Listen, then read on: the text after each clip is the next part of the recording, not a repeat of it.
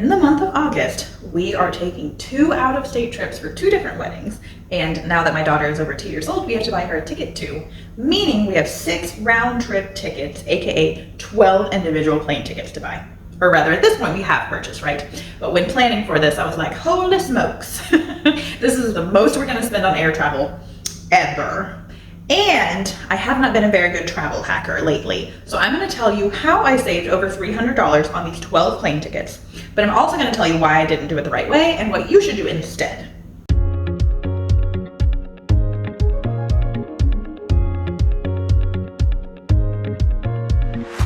The reason we are traveling out of state twice in August is because we have 2 different weddings. So one is going to be in upstate New York and one is going to be in Colorado Springs. Luckily, well, not luckily, hold on. So I did a ton of research for this. So this goes back to one of my points in a lot of my videos. You do have to put in time and effort to save money. That's gonna be the case no matter what. When it comes to saving money on groceries and food, DIYing things, homemaking things is the way to save the most. When it comes to travel, doing your research is the way to save the most. So I did a bunch of research, and for our Colorado trip, thankfully we have family to stay with, so flying directly to Colorado Springs made the most sense. Otherwise, we'd have to fly into Denver, and the plane tickets are cheaper. However, we'd have to rent a car, most likely. Like, I wouldn't want to put that burden on my sister-in-law to come pick us up in Denver an hour away and then drive us back to, like, no. I'm not gonna make her drive 4 hours for a long weekend visit. That just seems unfair. So we'd have the extra expense of renting a car just for a weekend trip, and just to save money, not flying directly to Colorado Springs. Our plane is stopping in Denver, and then we are changing planes in Denver actually, and hopping on another plane for like a 30-minute flight down to Colorado Springs from Denver. But again, it just makes sense because a plane is much faster than a car. So for that one, that just made sense when I crunched the numbers. For upstate New York, Albany. This is the same problem I have with the word almond, which is correct. Anywho, Albany, New York is the closest to where the wedding is. However, the only flights from Houston, from any airport, any airline to Albany,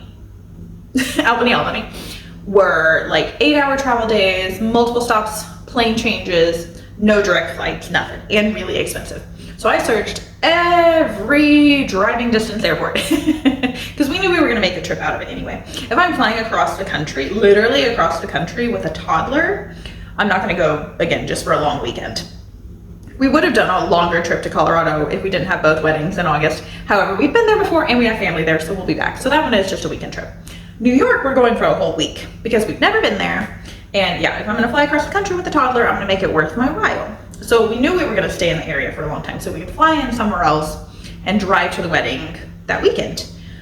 So what ended up being the cheapest is flying into LaGuardia, however that's pronounced too. I don't know what I'm saying today, apparently. That one in New York City, renting a car and driving 2 hours north. And yeah, it took time to do that research and to figure out that that was what was gonna work best for us. Because I would rather fly direct, less than 2.5-hour flights from Houston to New York City to LaGuardia.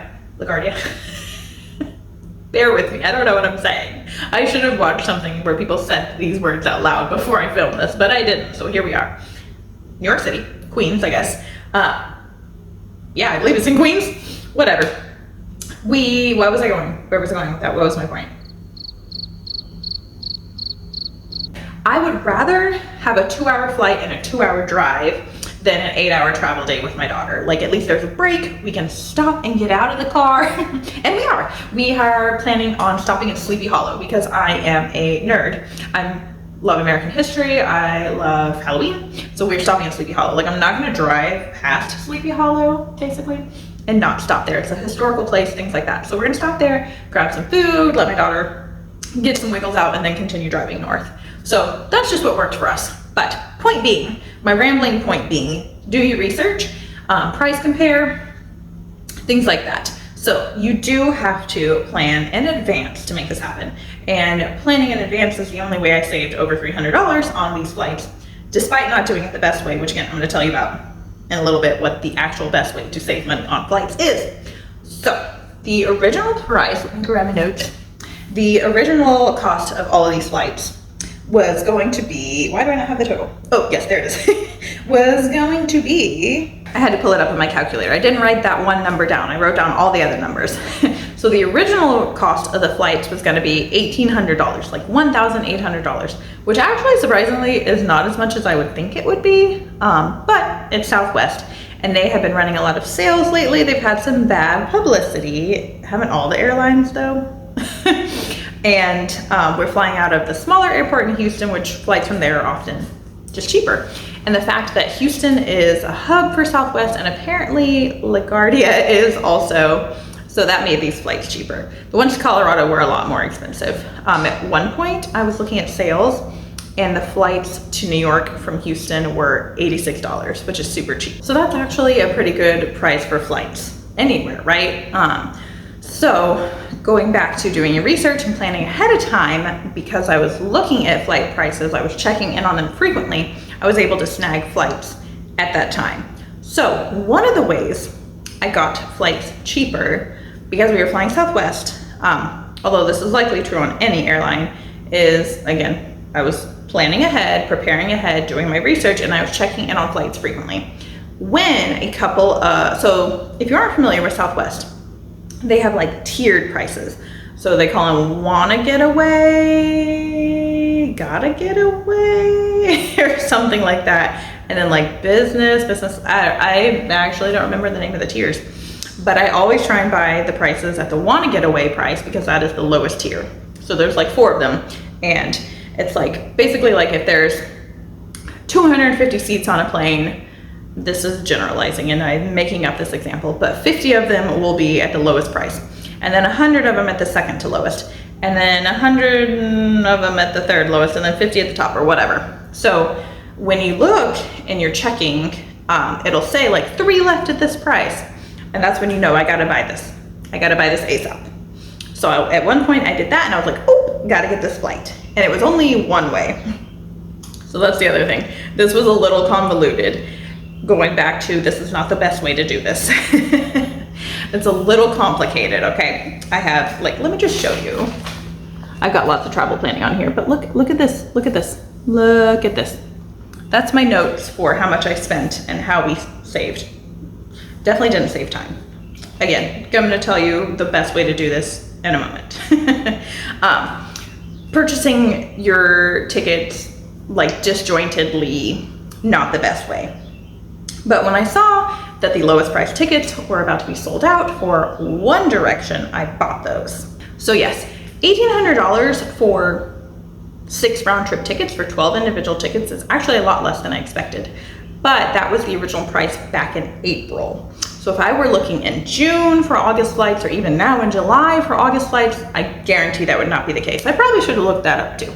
Maybe I'll throw a screenshot in here. I'll come add something in a little bit of what these ticket prices are now, today, which is July 18th. $1,800 back in April is the cost of all of these round trip tickets. And what I got them for was $1466.58, so 58 cents, which is $333.18 cheaper. That's over $300 is a good amount saved. Again, getting to what I did wrong in a minute. But let me tell you how in the world I saved $333 in this crazy, disjointed, very complicated, convoluted way, all right? So booking the tickets at the right time is one of my main tips. So booking those lower price tickets ASAP. When you see they're starting to sell out on Southwest, they'll tell you. I don't know if, like, so I primarily fly Southwest and United. We've done Spirit once, and I literally think I've maybe flown another airline like American once in college, but those are my go-to. I'm loyal to them. I get points through them, so that's who I fly.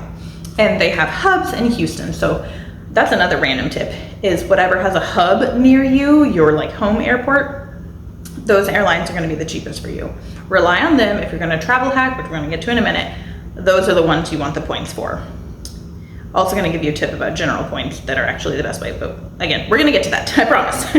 So United and Southwest are the ones I usually fly. United, you have to pay more for your ticket, but the tickets definitely go up in price the closer you get to your date, like all of them, right? And then Southwest tells you when those lower price tickets are being sold out, and I don't think I've ever seen that on United, unfortunately, but yeah, maybe the other ones do. So tip number 1, early, do your research, buy tickets, check in frequently. and buy the tickets when the cheaper ones are beginning to sell out. And then the second way I saved over $300 on this was by buying Sam's Club gift cards. Sam's Club Southwest Airlines gift cards. Goodness gracious. So at one point, I bought a gift card for $250, like it was worth $250, but it was $229.38. So a little over 20 bucks in savings, which isn't huge, but when you have almost $2,000, $250 goes into $2,000 8 times. So almost 8 times we could have bought that. However, later I bought a $500 gift card, which has more of a discount. $500 gift cards are sold for $458.76. So over $40 off. Math is real hard, okay?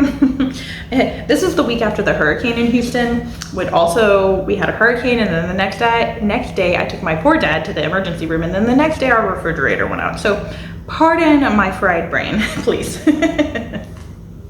Also, send me good vibes. I need them.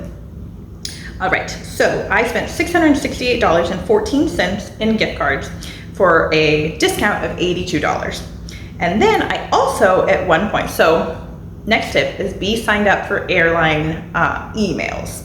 They will send you emails when there's a sale. And Southwest, again, they've had some bad publicity. They've been doing a lot of sales lately. At one point, they were doing a sale on points, so purchasing points. Purchasing points typically is not good. Like you are not, I don't know why they even offer it, honestly. Maybe just for the sales. You never get value out of it. Like I've gone in and priced out a flight, right? And then like in dollars. And then I've gone in and seen how much it is in points. And then I'll go look at buying points, and it's always hundreds of dollars more to buy the amount of points you need to pay with points. So the flight will be like $650 in dollars. And then it'll be, I don't know, let's say 85,000 points. I'm, again, making up numbers. Purchasing 85,000 points would be like $1,000. Doesn't make sense. Earning points is the way to use points. Don't buy points under most scenarios. In this scenario, I had almost enough points for a flight.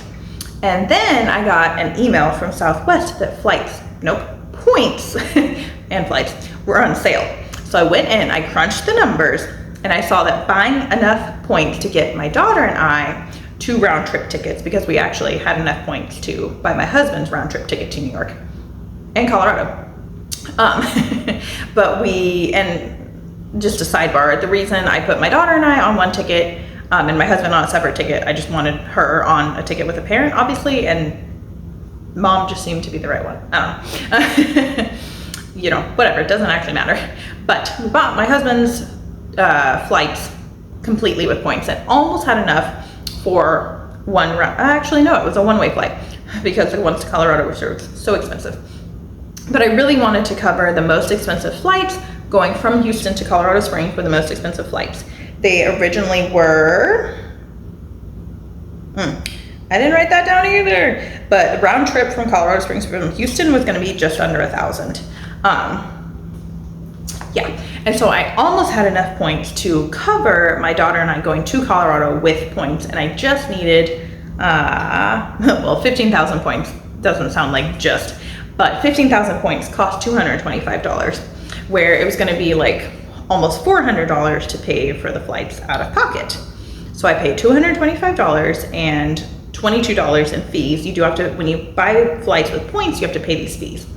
So I spent $225 plus $22, which is $247. So $247 for like a $365 flight. That's still over $100 off, right? So again, convoluted ways of doing this. And these points were 50% off. So originally it would have been $500 for 15,000 points, which again is a lot more than the cost of the plane tickets. And that was only part of the points. So I already had points and I just needed that extra 15,000, which sounds like a ton of points. It is. But because of the discount, because I was on the email list, I was able to get that flight cheaper. And again, do you see the hoops I'm jumping through? Don't do it this way. But if you have to, here's some tips. Don't be like me though. The last way / the best way to save money on flights is by using points to buy your flights. So we had enough to do this for my husband's flights because we had referred my sister to 2 credit cards, to a Southwest credit card and our Chase Sapphire credit card. And we got 25,000? I think 25,000 points from that. And then we have had our Southwest card for a few years, and they give you anniversary bonus points, which I think are 15,000, something like that. Because of those 2, so when you refer someone to a credit card, when they sign up with your link, you get bonus points, at least for these 2 credit cards I'm referencing, right? And most points credit cards, that's the case. You get bonus points when you refer someone to them. So doing that gave us enough points to get my husband's round trip tickets for both these 2 round trip tickets. However, going back to the best way to do this. So I have been calling myself like a light travel hacker. And if I was a better travel hacker, a not light travel hacker, if I was a real travel hacker, I could have gotten all of these flights for free. I could have gotten nearly $2,000 of flights for free for the $11.20 per person fees, which for 6 flights comes out to like 75 bucks. Again, I'm not gonna do that math. So light travel hacking, what I've been doing, I have just been focusing on getting points through spending. So when we have a trip coming up and usually we didn't have 2 flying trips in 1 month. So that's part of this. If we only had 1, obviously it would have been a lot less expensive and we would have been able to apply more points to 1 trip, obviously. However, this better way still stands even if you have 1 trip, even if you have 1 trip every 6 months. What I usually do when we have approximately 1 trip every 6 months, maybe every 3-4 months in the years we've traveled a lot before having a toddler. So what we usually do, I plan ahead and I research and I decide which airline we're going to fly. And then I start putting all of our expenses on that credit card, whether it be my United card, my Southwest card, or my Chase Sapphire card, which you can transfer to Southwest or United or other airlines. You can move those points to that airline to buy your flights. And I would do that research. I would decide which airline we're gonna fly. I would put any bills that you can pay with a credit card. I would put that credit card in there. I would delete the other ones so I never used them. And then all of our spending. So groceries, gas, anything we would put on that credit card. And usually, because I also check the cheapest dates and everything, usually we'd get our flights covered that way. However, I never went beyond that. And I have friends that do this a lot better than me and get their hotels free too, get rental cars for free or get reimbursed for them. And now I'm like kicking myself because I should have been doing this all along. I shouldn't have been doing light travel hacking. I should have been doing intense travel hacking. What is intense travel hacking and how do you do it? I'm gonna give you a brief overview and then I'm gonna tell you who to go learn more from. So, intense travel hacking light overview is rotating through credit card sign-up bonuses. So a sign-up bonus, it doesn't come when you sign up, but you apply for a credit card, you get approved, they send you your credit card, and you have 3 months, 6 months, whatever time frame to spend X amount of money to get X amount of points. So say you're gonna get the Southwest credit card. They are typically a 3-month time frame, and sometimes it's like $1,000. Sometimes it's really low. Other credit cards will have like 3,000. Some will have really high spending minimums to get the bonus points. But let's say 1,000, and let's say it's 100. No, it would never be that high. Let's say it's 50,000 bonus points. So you spend $1,000 on your credit card in the first 3 months. You get 50,000 points plus the 1 point per dollar. Usually is what it is. So you're gonna get 1,000 points for spending $1,000. Chances are you're probably gonna spend more, right? And the deal here is that you pay it off. This doesn't benefit you if you're not paying it off, okay? So don't travel hack until you responsibly can use credit cards. And we have gotten into credit card debt because we had a lot of unexpected expenses. There was that whole worldwide pandemonium a few years ago that caused some financial stress for a lot of us. So we've gotten into some credit card debt. My daughter's birth did not go according to plan. We were in the hospital for over a week. So, you know, things happen. Emergency funds need to be higher now. That's a whole sidebar. Probably do a video about that. But responsibly spending on your credit card, paying it off every month is really the ticket to do this. So not spending extra just to earn your points. So if you struggle with that and you're gonna give this a try, you need to focus on a credit card with a lower spending threshold, like $1,000. Don't go for one that's like $8,000 or even $3,000. So $1,000 to get 50,000 points, and then you get 51,000 points because of the $1,000 you spend. Sometimes it's like 1.5 points, so you get 1,500 points from that, something like that. For the most part, it's about 1 to 1.5 points. Sometimes it'll be like double points on dining or things like that. But to make it, again, simple, we're gonna say 1,000 points for $1,000. So you have 51,000 points there. And these flights for us would have been, in just points, so one round trip flight was 25,000 points. So you could have 2 round trip flights to New York City from Houston for 1 credit card sign up bonus. And this is a hypothetical situation. There are often times where they increase the sign up bonus. You might get 85,000 points, things like that. And then you can go a little more into it and make sure you're spending the right categories. Like if there's 2 times the points on grocery stores or gas stations or dining, whatever it is. And then usually if you spend at that airline, like when I bought the Southwest points, I also got double points for purchasing through Southwest on my Southwest credit card. I'm telling you, it's really convoluted. So intense travel hacking would be signing up for that credit card, getting those bonus points, stopping using that credit card, leaving it open because that's good for your credit score. Don't close the card. You pay off that card, you pay off your spending, you go sign up for another credit card. You meet that minimum spending, you get those bonus points. You stop spending on that card, you pay it off, you sign up for another credit card. So you're rotating through, I don't know why my hand's still here, you're rotating through and getting these bonus points all the time. And then you have a poop ton of points to spend on flights, to spend on hotels, to spend on rental cars. You can get cash back if you have these travel credit cards. They'll give you like a travel reimbursement. I just got $50 back for buying a hotel, for reserving a hotel on my Chase credit card. I also got $36 cash back because I added a deal on my Southwest credit card for Southwest Airlines where I got, I think it was like 10% cash back.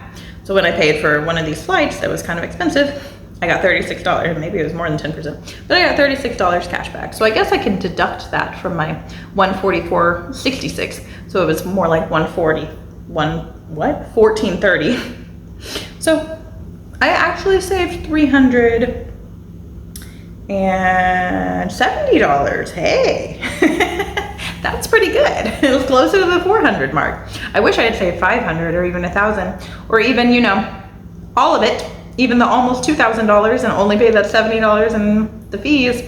But like I said, I did it the wrong way. So here is who I recommend to follow. I'll put their names and their like accounts on the screen. So my real life friend, Lizbeth Talks Money, is my go-to person because she's my real life friend and I can in real life ask her questions. But she went to Hawaii and with her husband for an anniversary trip, and they did not pay for their flights or their resort in Hawaii, and they upgraded to first class on their flight home, all on points. So she's who I want to be when I grow up. But she's my #1 person to follow. And then Aunt Kara, K-A-R-A, again, I'll put on the screen here. She teaches about travel hacking. She's done like hundreds of flights, tons of trips with family at this point. And then Amber on Points is my 3rd go-to person. I will link them down below. I believe Aunt Kara has a YouTube channel. I mostly follow her on Instagram. Lizbeth has a YouTube channel. And I don't think Amber on Points does, but she has Instagram and she does a lot there. She gives you examples every Wednesday. She shares a Wanna Go Wednesday, or Where We Going Wednesday? Where We Going Wednesday, I think it is, where she gives you an example of how to do this, how to travel hack, intense travel hack, and get your points and fully fund your trips. So In summary, don't be like me. Don't do this scrambling, trying to find ways to save.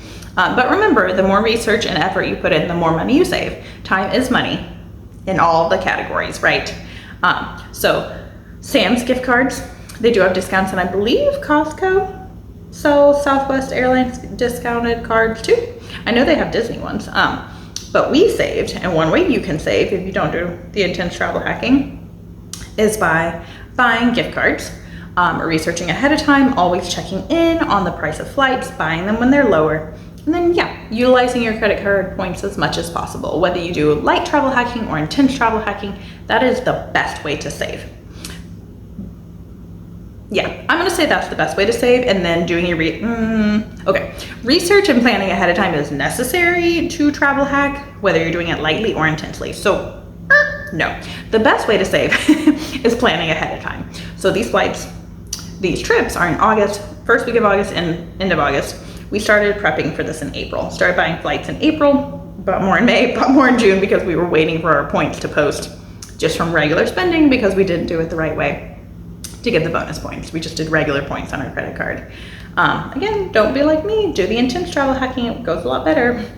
But if you're not gonna do intense travel hacking, or even if you do, the research and planning ahead of time is the most important way to save money anywhere, any categories, but definitely on travel. And then the second best way is travel hacking, utilizing your points. The best travel hacking is the intense travel hacking. And then utilizing gift cards is another way. I mean, if Christmas is coming up or a birthday or something, and there's lots of people that buy you gifts, ask for gift cards. If travel is really important to you, be like, hey, you have a Sam's Club membership, don't you? Because they sell even like $100 gift cards. They might even sell lower gift cards for that for Southwest Airlines. So, and they're discounted, so someone can spend less than $100 on you, and if they were gonna buy you a $100 gift, like, I don't know, I don't really buy anyone $100 gifts, so, but if you have someone in your life that spends $100 on you, that's great. And tell them to buy you gift cards from Sam's for Southwest Airlines or Costco or something like that. But that's not the best way. That is a way, but it's not the best way. So yeah, I hope this bonkers video with me not able to do math or pronounce words was actually helpful. I hope you got some money saving tips from it. I will have lots more videos about these 2 trips coming up because we are flying with a toddler. So I'm gonna have a packing video. I'm gonna have a how it went video and probably some highlights like traveling the upper Hudson River Valley area with a toddler. Probably not much about our Colorado trip because it is gonna be boop, boop, going and coming back pretty quickly. But I will let y'all know how the flight goes. I'll do some reviews of traveling with an almost 18-month-old twice in 1 month and how we prepared for that. I also plan on having a video with like my best tips for preparing for travel. I'm not sure how to word it, so there's certain things I do to make the transition home go smoothly, like post-travel, because who wants to go from like nice peaceful vacation, maybe, hopefully it's restful and peaceful. Have you seen the things where it's like with kids, you don't go on vacation, you just travel? But I feel like that's me in general. I'm a go, go, go person on vacation. I'm not relaxing on vacation. I am traveling and exploring. So that doesn't bother me. But anywho, you still don't want to like ruin that vacation high by coming home and being like, because of all the things going on at home, right? And like your house is a mess and you forgot to take out the trash. Things like that. So probably gonna have a video about that sometime soon also. And then all of my other content is about like saving in day-to-day life, namely on your grocery bill, on your food spending, because that is the easiest reduction in your budget. That's the easiest way to save money, is reduce your food cost. So be sure to subscribe, turn on notifications to see all of those videos, and let me help you find ways to save where you can so you can spend where you want.